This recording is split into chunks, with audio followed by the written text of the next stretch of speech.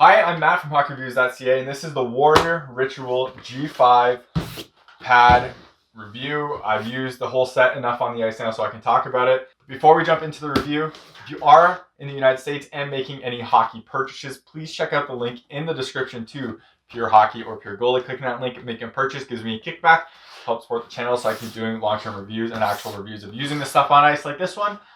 Otherwise, if you want to support the channel and you live in the United States or anywhere else, check out the link in the description to buy me a coffee and Patreon. Everything that goes through there goes right back into the channel so I can, again, keep making videos like this. I don't get a ton of gear for free. I'm always open when I do get gear for free. This set, for example, I bought myself. So the only way for me to actually use this stuff on ice and get a good feel of it is for me to buy it. That is expensive and it would greatly help out the channel. The only reason this pad is up here, this Bauer, is because I'm doing a sizing comparison.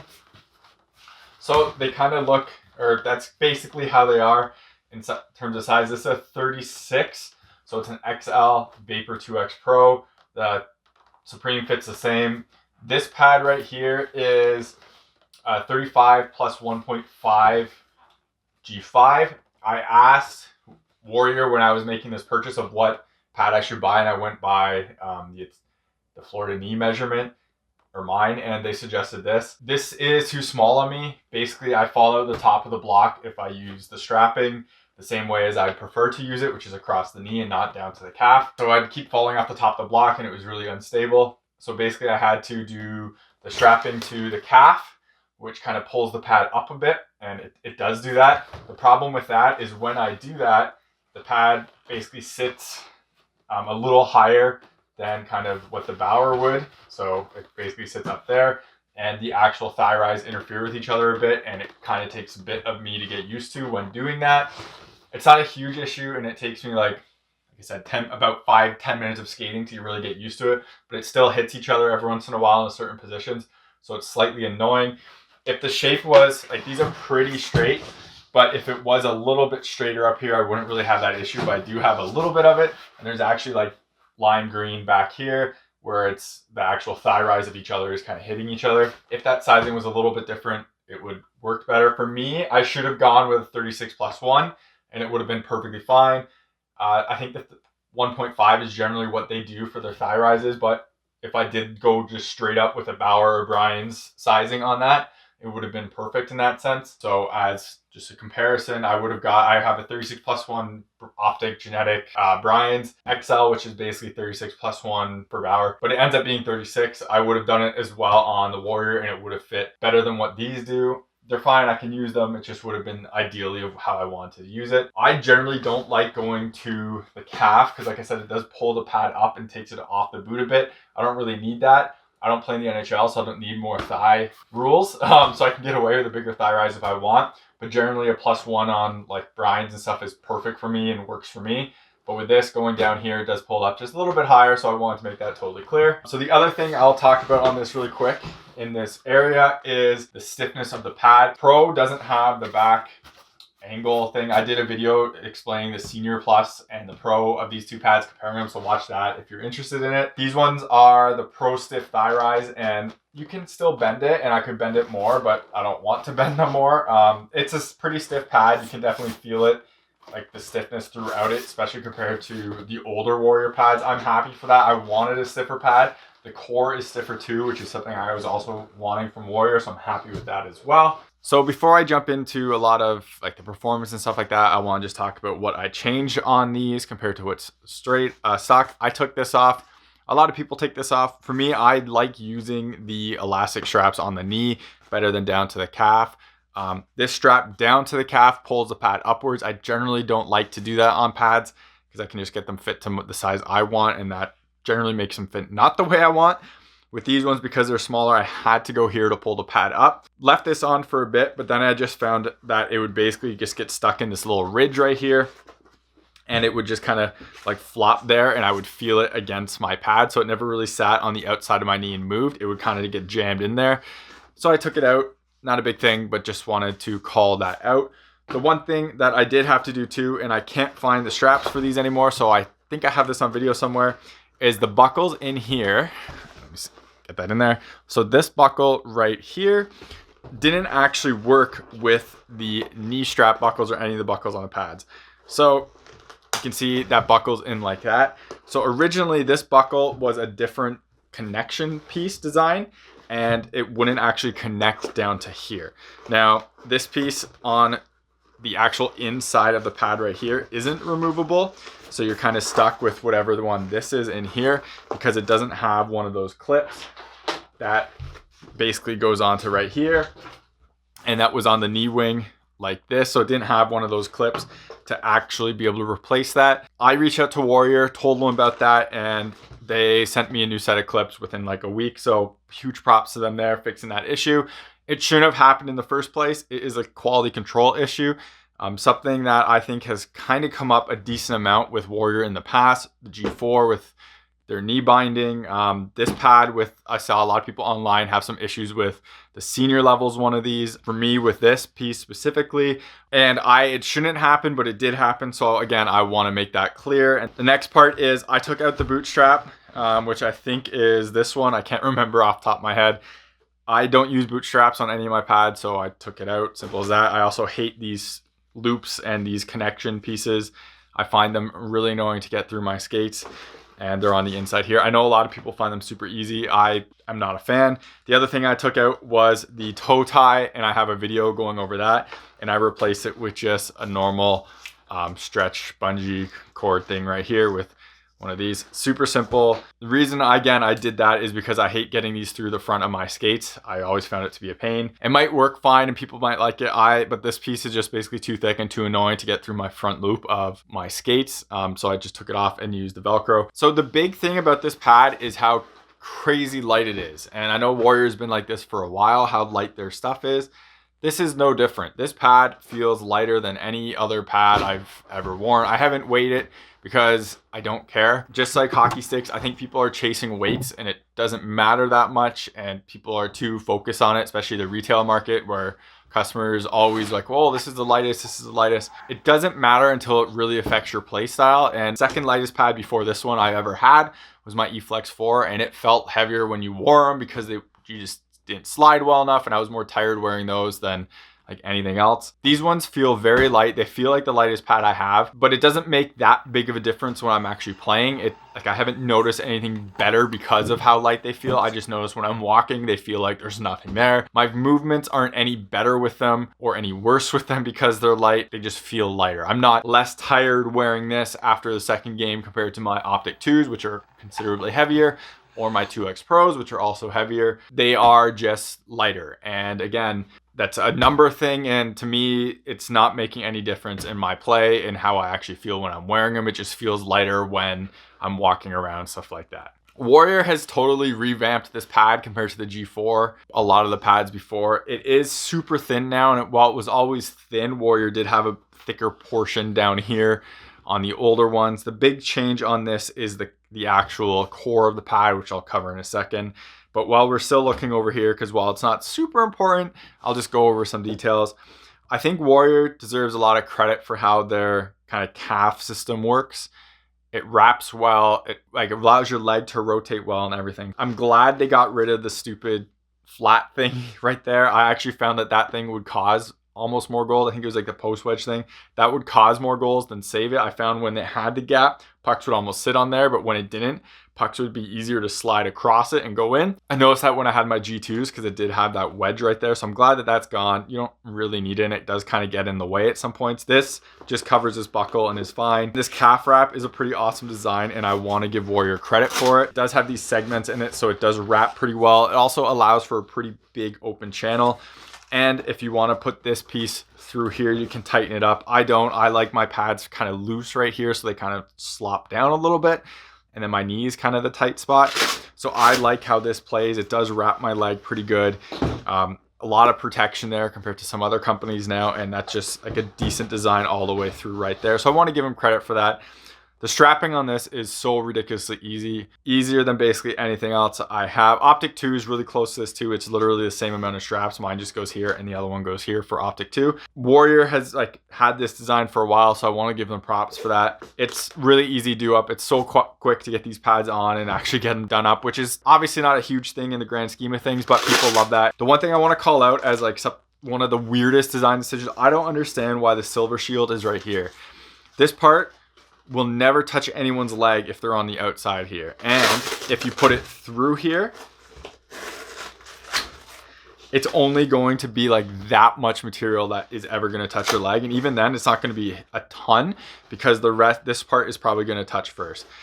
Silver shield is a great material and I really like it. I wish they use it in their gloves. I don't understand why this material is not in their gloves where it's going to be touching the back of your hand all the time, but instead it's back here. I think that's a kind of a wasted opportunity of why this is here. It's odd. I'm not going to I wouldn't dock Warrior or anything for putting it here. Like I said, it's a great material, and it should be kind of more in here where your leg will actually hit more often than just this strap. So it's kind of weird that it's right there. Kind of odd. I almost feel like it's a cost-cutting measure, but I can't say for that. Just like Warrior pads in the past, there isn't a ton of pillow basically here to push the pad down. And because this piece plays so perpendicularly, it doesn't really cheat going down on the ice.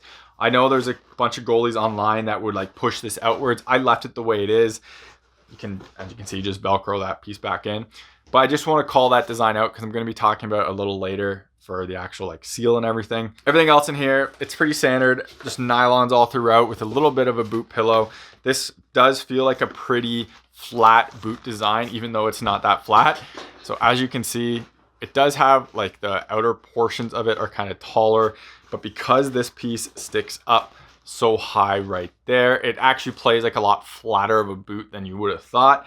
A lot of companies now, this is super flat and thinned out all the way, like Lefebvre, both Bauer pads I have. So this plays a similar way because of this little pillow thing right here, and it kind of pushes it off your skate, so it does play like a tabletop design almost. It works well. It keeps it on top of your pad. They're super mobile in terms of like moving the pad up from your stance like this and everything, so there's no issues or anything like that. Bauer has their new knee block, their Stabilislide block that has a piece of plastic going through the face and then going out there. This knee block, besides this Stabilislide, is the best one there is in terms of responsiveness. So you can see when it's on there and you push it, it doesn't move that much, and I have to push hard to get that. That works really well, pushing, like allowing that reactiveness up and down, something that the Bauer ultrasonic pads are really good for because of that Stabilislide. This does a really good job of it too without putting that plastic piece through there. Through all the Velcro they use, and just this design overall works well for that. I don't really think this does anything. This is the second set of pads I had with this design in place. And when I'm watching my footage of me dropping on this in Netcam, this is always the part that my knee's touching. It's never touching there. I get the idea of it's angled, so your knee will always touch something, it'll make it faster. I don't think it's doing anything. It doesn't really matter that it's there anyways, though. It's not taking anything away. I just think it's one of the things Warrior does or put in there as like, this helps, and it really doesn't. It's kind of gimmicky, but whatever, it's fine. It's not taking away from anything, and the knee block itself works well for what it is. While the whole knee block itself is pretty long this way, it actually is shorter this way. So if you include this part over here, it is a bit taller and more comparable towards like these are just 2X Pros. But this piece right here is like under 5 inches, and this is like 5 1/4 inches. The one thing I noticed about this pad, and it's a reason why I had to change my strapping on the pad, is I found that if I didn't land in the middle of this, if I landed on the top, so we're talking like basically here, but even like the top piece right here, that I would feel the pad slip out from underneath me. So, and it happened on multiple occasions where I'd go down basically here and I'd feel the pad like slide out this way. So I think this is an area where Warrior can or could and should make this a bit bigger. Just make it the same or max width that's allowed in the NHL. I'm assuming these are NHL legal. Definitely didn't feel a stability on this when you're not right in the right spot compared to other companies. If this was, I think, a little bit bigger, then I would have been able to get away with strapping this normally how I would have, and they might have fit a little bit bigger. Obviously, this is a fit thing, and if I order it again, I would order a different size, but It's something I haven't noticed on a pad, basically, maybe since Passau, because Passau's blocks were so soft. Once I put that knee strap down to the cap and it pulled my knee up, it worked fine. But I do think this is an area where Warrior could make this a little bit bigger. Since we were looking at kind of these two pads, we'll just use them as comparisons right here. You can kind of see very similar pieces with how you got your boot right here, right? And then here, and the calf right here that you end up sliding on. Warrior's is a lot more flush, but stability on these wasn't like amazing compared to a bunch of other companies I had. I mentioned on the knee would slide out. It was kind of the same. I feel again that this could be bigger. You can see the different calf sizes between these two, and the Bauer one is considerably bigger, as well as right here compared to here. Not a huge, like, I'm not really worried about this part, to be honest. It's more of this piece here. Adding that a little bit bigger will give you a bit more stability overall. Again, these weren't bad and it wasn't a huge issue. It's just something I noticed some other companies do a little bit better. Since I'm over here and I'm looking at the Airslide or whatever, the slide stuff on this pad slides well. It doesn't slide the best. It's not the best. It slides the same as my JRZs, which is just a weave and doesn't have any crazy design on it. It's just a weave. It slides not as good as any of my Brian's pads, not as good as the Vaughn pads with quick slide. They're better. Not as good as the Bauers with the Cortec. They slide better than what this does. Actually, I should say the 2X Pro Cortec slid better. My 1X slid better. The 2S Pro I wore slid better. My Ultrasonics don't. They slide about the same as this. I'll talk about that in my ultrasonic video. But generally, this one isn't really that top tier of sliding. And I think until Warrior removes this material and does something else, they're not going to be there. This does slide better than CCM pads. Speedskin just doesn't work well. Gen Pro works fine. It's the design itself. Is a perfect opportunity for me to call out the excellent boot design on Warrior. And Warrior's had this for quite a while, since the Pete Smith kind of took over because his Smith 6000 pads had this. The lack of binding all throughout here is really good. So you can see there's no binding wear where you will get binding wear here. There's no binding here. It's all Gen Pro. So durability in that, it's going to be better. This will flake off eventually, but it's going to take so long that it's fine. This is a great design in terms of how all that is. So I wanted to call that out. The other thing that is kind of interesting to me is this boot. There is like nothing in here you can see, which is really just weird how this looks, because you can kind of just shove your hand here and there's all this extra Gen Pro, but it doesn't really feel like it does much. You can flatten the boot pretty decently, which is kind of odd. But again, feels fine when you're using it, not an issue at all. The boot does feel it's pretty responsive when you're wearing it. I'm curious to see if this will break down over time, because there is that gap, and if these will shrink. Obviously, I haven't used them long enough to really talk about that. I haven't really seen any other pad company really ever talk about this specifically, except for the Faith, who talked to me about it, about the 12.2. Basically, that is how the pad sits up against the post. Now, I've never noticed a pad as easy as the Warrior one to do, to basically sit just like this. So picture this being obviously the inside of the net, and basically what I found is the pad basically just ends up sitting just like that, really easy, or just allowing it to sit flush like this as well. So basically what happens is this part stretches out when you're actually playing like this, and when I slide back to the post, it just sits there, and it has a really nice like flush part right here. And it does a really good job on that. Like, it kind of seals that easy and allows you to drive into the post easy.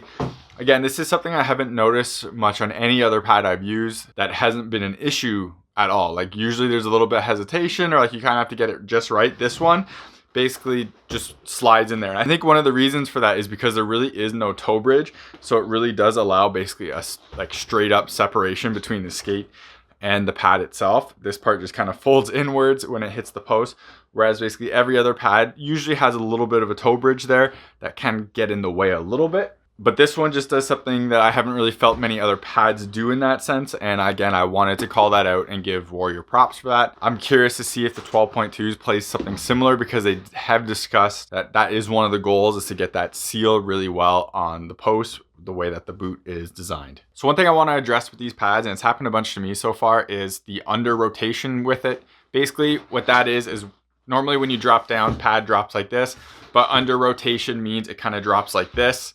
And then on this pad specifically, it drops on the face a decent amount. Now, first of all, this is kind of a strapping issue, but I've noticed this issue on this pad more than like any other pad I've ever had. It mostly happens when there's like desperation plays, which you can see in these clips, and I'm kind of all over the place. But this has been an issue with Warrior pads ever since the Warrior G2s. It came up a big thing in the past when Jonas Gustafsson basically let in a goal because of this. It's kind of continued throughout the Warrior pads from my experience for every time wearing them. Now, it doesn't really cause a huge issue for me, and I'm not really worried about it because it's never happened on a pad that I've tried to make a save with. It's usually the trailing pads. Like you can see in these clips, it's more of on desperation plays and stuff like that. What I have noticed is, I'm not sure if it's because of the strapping or what it is, but the pad rotates basically quicker than a lot of other pads I have, and it will kind of flop over quicker than a lot of other pads I have. This happens on pads basically where the landing zone is more firm and like perpendicular and the core of the pad is stiffer. With this pad, it doesn't have a ton of give. So if you don't basically end up here, I find it basically flops over. So if you don't get the right spot exactly, it will flop. And if your toes aren't pointed in the right spot, it flops. The point of a lot of these pads now is they'll kind of rotate on your leg. So even if you don't get it perfect, it will kind of still stay there. With these, I find they do land on here, and I have a ton of examples of these, and I have a lot less examples of that on my other pads that I've worn, from my Ultrasonics, my Optic 2s, basically everything else I've worn. I have more examples in the short time I've used this one than all those other ones. The one thing I want to say about this though is because the Warrior boot is so soft, as you can see, when the pad ends up actually sitting here, it's actually pretty easy to move and it doesn't feel like there's a plank on your leg because that boot is so soft, and also because the torsional stiffness of this pad isn't actually that big. So you can bend the pad like this and the whole thing kind of moves. So it kind of moves with your leg pretty easy, especially down here in the shin area. Whereas a pad like the Bauer pad, which are much stiffer, basically through the core and through the boot doesn't really flex out at all. When you're in this position, there's a huge gap on the ice and it basically feels like a plank on your leg, and it's really annoying to get out of that position. With the Warrior, it's much less annoying in that sense, and I'm much more mobile and it doesn't really get in the way. There is a clip here where you can see it's like flipped over on the front where it shouldn't be, and then I can still move pretty good and recover into the position fine. That's more annoying with the Optic 2 pads and the Vapor pads, or Bauer pads in general, because that core is stiffer and it's kind of more awkward in that position. But the Warrior pad do end up in that position more. Now, one of the things might be because of the way I do my toe strapping on this, because it doesn't have that bridge. So it might just be a little bit too connected to the pad. So basically when my leg goes to a certain spot, the pad just follows it and flips over. Whereas in other pads, because it does have that a little bit of buffer, like as you can see there, when it goes into that position, it doesn't totally rotate and it still kind of keeps the pad where it should be, which is like this and not flipped over. Again, this isn't me thinking that this is a huge issue. It hasn't caused a goal for me yet. It probably will on some rare occasion. This isn't causing me to not want to wear these pads at all. It's just something I noticed, especially in my net cams and watching the videos back of this happening. Again, it's more on desperation saves or anything else, but I have noticed other pads end up sticking to their actual landing surface better than what these ones do. I have seen people have issues with the knee block interfering with the calf wrap. You can see how it kind of overlaps right here. I haven't had any issues with this in terms of like moving or anything like that. I've never had issues when actually playing with it. But with that said, you can see how it does move with it, and it could theoretically get stuck on there and move.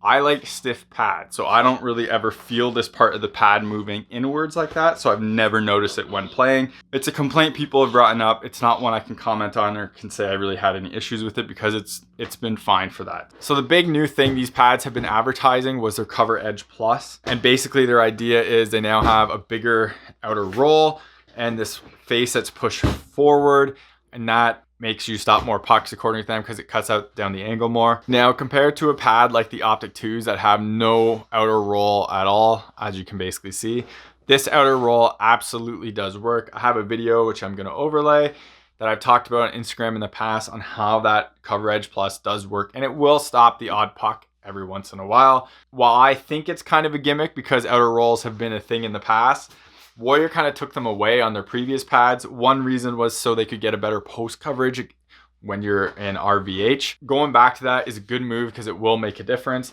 The one thing I want to say is when you do have an angled roll like this, which a lot of companies still do, then this isn't going to be a huge difference between these two because you still have that angled roll added to it. It's just on an angle where this one's square. This is a big change from previous Warrior pads, which is a good thing, but also those pads like the Optic 2 that have that smaller roll. It works there and it makes sense. The other part about this is the face that comes out. So you can see all this here is kind of pushed out and it slims out to the top. The idea with this is when you are in the RVH like this and you're up against the post, this part sticks out further than normal, so this won't really cause a huge gap between your pad and the RVH. From what I could tell and all the testing I did, it works. This does come out far enough to kind of make this gap, this like difference, so minimal that there's really a puck won't fit through that gap. So it works well and it works as intended. But it does have a negative consequence. When I wore my Warrior G2 pads, they were one of the best rebounding pads on the market, and they were until Bauer came out with the 1S and then the 1X. This pad's rebounds aren't that great. This face is pretty soft. As you can kind of see, it's squishy. Pucks hit it and they don't kick out as far as my Optics, any of my Bauer pads, my jerseys.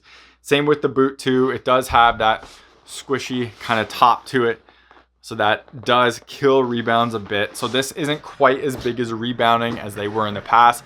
That is kind of disappointing to me, to be honest, because that's what I want out of a pad. The trade-off for it makes sense, but it is kind of disappointing that this doesn't have the rebounds that I quite liked like on my other pads, because that's kind of what these used to be really good at. And now with that different face, it's a little disappointing. They could make this a stiffer foam, like a really hard foam sticking out, and then you'd still get those rebounds. So that would be a nice thing, but I'm not sure if that will be in the future or not. It would be a nice change. I think it might weigh a little bit more, but that would be a trade-off I'm worth giving, maybe like a couple 100 grams difference of harder foams throughout here. So you still get that cover edge post coverage basically, but you get those hotter rebounds coming off the pad.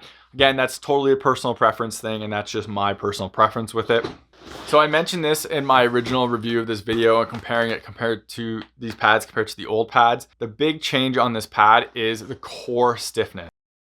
How it doesn't like bend at all anymore. That is really good. Warriors used to be like you could bend them in half completely. So the reason I'm a huge fan of that and why this matters to me, pads will break down over time when they bend like that. If you curve a pad, it's gonna break down and kill basically the styrite seal for the most part. There are a bunch of pads that are fine with that, but you can see in like Jonathan Quick's pads, when he bends them out, the thigh-rise coverage kind of goes off on the ice. But I had it with my Brian's Optic 1 pads where the core was soft across the face here. And then what was happening is this part was like kind of bending inwards. So when I did go to seal the ice, there was a bit of a gap.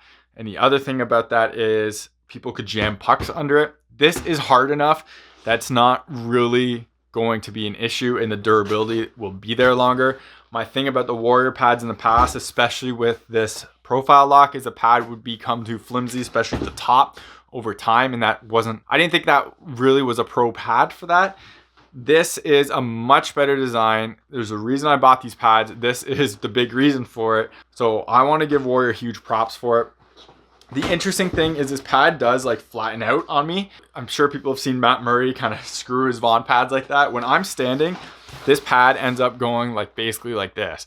So it's kind of weird. When I'm playing, it's fine unless I do a kick save with the skates up like this, and then it flattens out because this gets caught on the pants, pushes it up. But it's just something I want to call out. It doesn't really make any difference. It's just something I noticed. So one of my complaints in the past for Warrior pads was the thigh rise seal, basically on the G4 and on my G2s, which had a stiffer actual thigh piece. This part was so soft that one, it would never really seal right anyways because of the way that this was designed. It was kind of always off the ice. But two, once it got softer, it would definitely come up more and more. And when it got softer, people could really jam that in and push the puck through. It's something that I have happen a lot, especially my style of play, which is very blocking.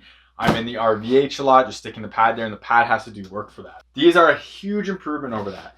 Now, this isn't totally flat, but once I put my weight on the actual block itself, that is great seal.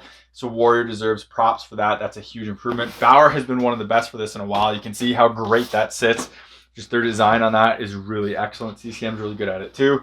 This is phenomenal. So I made comparisons in the pads, specifically with Bauer pads, where the pads feel like they're pro irons in golf compared to game improvement irons. Game improvement irons help people who don't have the best technique kind of get that sweet spot easier and to make it easier to shoot and everything like that.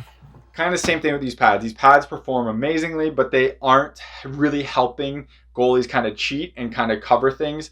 So if you're not perfect with your technique, pucks are going to go in. The big thing about these is pucks slide under here a lot. Because there's no real pillow back here, Basically, when you lift your knee up just a little bit, that opens a gap and pucks slide under there compared to some other companies. Lefebvre 4.1 and CCM Premier pads had a rounded roll that really suck up pucks like that. So even if this was off a bit, that rounded roll would still suck up the puck.